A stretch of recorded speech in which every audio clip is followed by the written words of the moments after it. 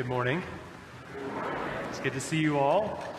Though time is moving the same way that time always seems to move for us, we are, it seems, accelerating toward Holy Week, for these final moments of remembrance as we head toward the cross and the empty tomb. One of the ways that we can tell that we are accelerating in this sense is that the contrasts that we encounter are increasing. You know about contrast. Contrast is that difference between maximum brightness and minimum brightness. You have it as a setting on your phone or iPad screen. You have it as a setting on your TV. You may not have ever adjusted the contrast on these devices, but it's there, hidden in some kind of sub-menu to some sub-menu to some sub-menu. Hypothetically speaking, had you had a 5-year-old blonde son like mine, you may find those menus inadvertently from time to time. You may also find out what happens when somebody else leans on the button to maximize the contrast. Here's what I've learned. As that contrast is maximized, you'll cross a couple of thresholds. You'll cross one threshold where you go from oh, this is kind of looking good, even better than I thought it was before, into a place where you are suddenly a little bit, we'll say, uncomfortable. That's not looking real good anymore. But there's another threshold beyond that when the contrast really gets up toward its maximum, at which point you'll say, ooh, gross, where can I find the setting to turn that back? How do I press a button and get back to just a normal-looking stream? You know, contrast. The gospel writers, trying to convey the meaning of Christ's life and his death and his resurrection and his ascension, offer to us increasing contrast. They lean on that button so that we can see the image for what it is, truly, and also to produce in us from time to time that feeling of crossing those thresholds and saying, I'm not so sure that I really like the way this image is turning out anymore. We have one such moment today of increased contrast in the story of Jesus sharing a meal at the house of Mary and Martha and Lazarus. In this scene, we are now in orbit around a cross that may not even have been built yet, just 6 days or so before the Passover, the crucifixion of Jesus. Bethany itself in some kind of orbit, we'll say, around Jerusalem, just a few miles away. And Jesus has gone to be with his friends. He's left hiding to be with his friends Mary and Martha and Lazarus. The same Lazarus, yes, whom Christ had raised from the dead just days earlier. Now that Lazarus was dining at this same table. Jesus perhaps sitting across from him. The same Lazarus would, ironically, in the following week, live longer than Jesus, with whom he now broke bread. But nobody at the table seemed quite to know this. Tensions were increasing, to be sure. Nobody knew exactly what the timeline was going to be, it seemed, at the time. Because Jesus had raised Lazarus from the dead, what still seems to a number of people to be an avoidable conflict with the religious and spiritual leaders of the day and the imperial leaders as well, was suddenly becoming unavoidable. That increasingly hostile group of people would recognize that this Jesus had control, it seems, over even life and death. And if he has control over that, then surely he's not really controllable or tameable. And there is no end to this other than to end it. So Jesus' time would come.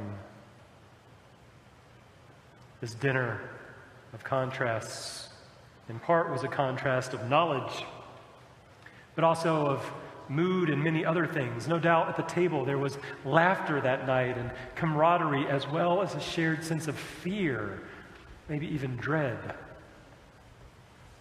There was contrast between the empty tomb outside and the Lazarus filled with vitality sitting at the table with them. There's a contrast between the spices, the aromatic spices that would be in the dish served that night or dishes, and the spices used for the anointing of Lazarus' body that were still clinging to his skin. But perhaps the most stark set of contrasts of all came in the moment when Mary returned to the table with what, if we do a little bit of math, would have been something like $20,000 worth of perfume. I don't do a whole lot of perfume shopping. When I do, it's because Ulta sent one of those coupons and there's a birthday or Christmas is on the horizon. Every time, no matter the expense of the perfume, I have a moment of thinking, this is extraordinary for a 1 ounce vial of some liquid. Can you conceive of $20,000 worth of perfume being brought to a dinner table? That moment alone would have been enough to shock everyone and cause their attention to turn, but it wasn't just that. Now there's only one smell in the room. All the other smells have suddenly been drowned out. This smell, this nard, would have had an echo in it of the burial spices of Lazarus, but turned up all the way. No more laughter in the room now, just attention and confusion as all eyes were on Mary. As she then demonstrates the power of a prophet. One of my favorite ways of teaching the Bible to young children is to use a curriculum called Godly Play. It's Montessori-based. One of the ways that we talk about what a prophet is to the children is to say, a prophet is a person who is so close to God and God is so close to them that they know exactly what to do. Mary knew exactly what to do. In contrast to the others,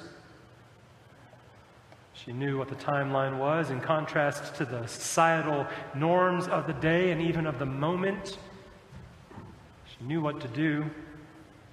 She anointed not Jesus' head as one might do for a Messiah or a king, but his feet.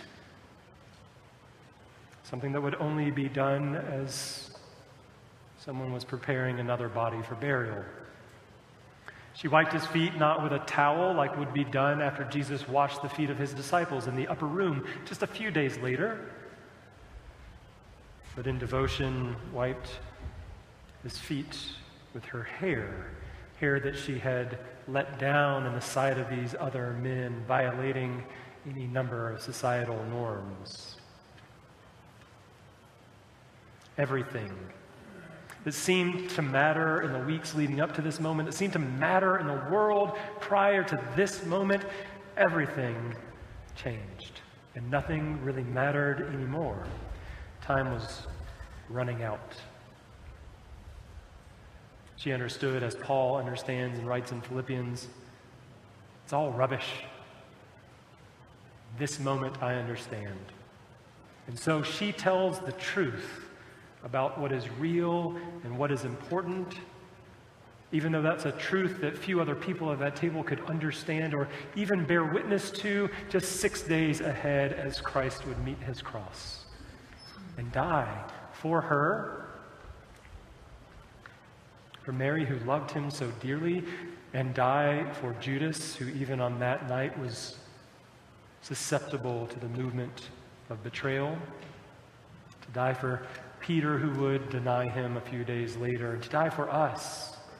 But not just to die, also to rise for us and for them, that we might, as the prayer says, live no longer for ourselves, that we might pour out what we have in abundance within us to live, like Mary, a life of contrast, to love not as the world loves, but as he loved us. In this way, Mary, in so many ways, Mary shows us what true discipleship looks like, what it means to truly embrace the gift of Christ's presence in our lives and to follow him. It looks different in each person's life. The peculiar way that it will show up in your life, the particular way it will show up in your life is not the same, but the pattern is. This is the sign of a life that loves Jesus. It's not counted up in Sunday school attendance records, though please go to Sunday school. It's not in whether or not you know a creed or a prayer by heart. But it is known in the change of a heart that happens when it makes contact with the love of Christ. When the contrast is turned all the way up. And the one who loves Christ will say, I can't sit here anymore as if nothing is happening. I recognize that the contrast is high and that the impulse, even within me, is to turn it back down. But this contrast, unlike other contrasts, speaks to reality. It hasn't distorted the image, it has perfected it. I have to demonstrate now the love that is within me. I have to press forward toward the goal of all this love. Not to stand looking back at the past. This is all Paul's letter to the Philippians here. Not to stand looking at the past as if the goal is there, but to strain toward the future, toward the hope that has been placed within me. It looked different for Mary than it did for Paul. It looked different for Paul than it did for Peter. It looked different for them than it will for you, but the pattern is the same. Changed heart, longing for the telos, for the goal of all this love that you have encountered. To do less than to strain toward that goal, toward that end, truly is to make a mockery of this religion, of this hope, of our rituals. Make a mockery, for instance, of this table. Make a mockery of what it's supposed to be. You've heard the prayer before, that we come to this table for solace only sometimes and not for strength, but that's not it.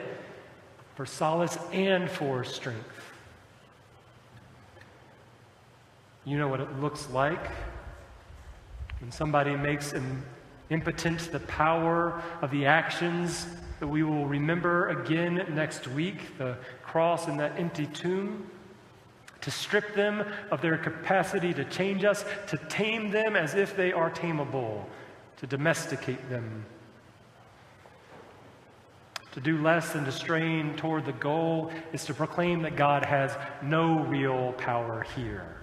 Not here and definitely not here. No power to make of us anything different than what the world can already make of anyone. Like the world is really good at making people into enemies. It's perfected that for thousands of years. We have perfected that. God knows how to make reconciliation possible. Sometimes we pretend like that's not true. God knows how to unite us into one human family. The world knows well how to make us again into strangers. The world knows how to make us into commodities to be bought and sold, or just workers. God knows how to make us into vessels of love. But only if we let Him. That's what we strain toward. And as we strain toward it, we make that proclamation that God's power is in us. When we truly encounter His love, it changes everything. Everything that mattered before suddenly doesn't matter anymore. The contrast is turned all the way up, and we wouldn't have it any other way.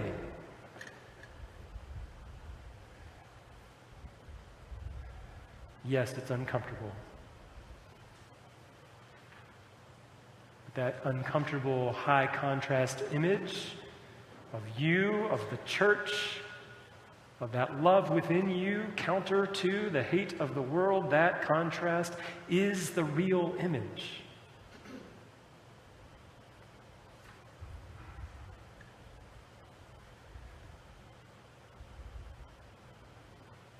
I pray that Mary teaches us how to be disciples. I pray that we'll learn. I pray that we'll come to this table not for solace only, but for a strength that is needed in this world. A strength to continue to live a life filled with contrast. Pray that God will keep our hearts fixed on Him. That as we experience the changes and chances of this life, we can avoid being conformed to this world, as Paul would say in his letter to the Romans, but instead to be transformed by the renewing of our minds. That we might have the endurance to keep straining toward our hope. Live a life with the contrast turned all the way up for all the days we have left. Amen.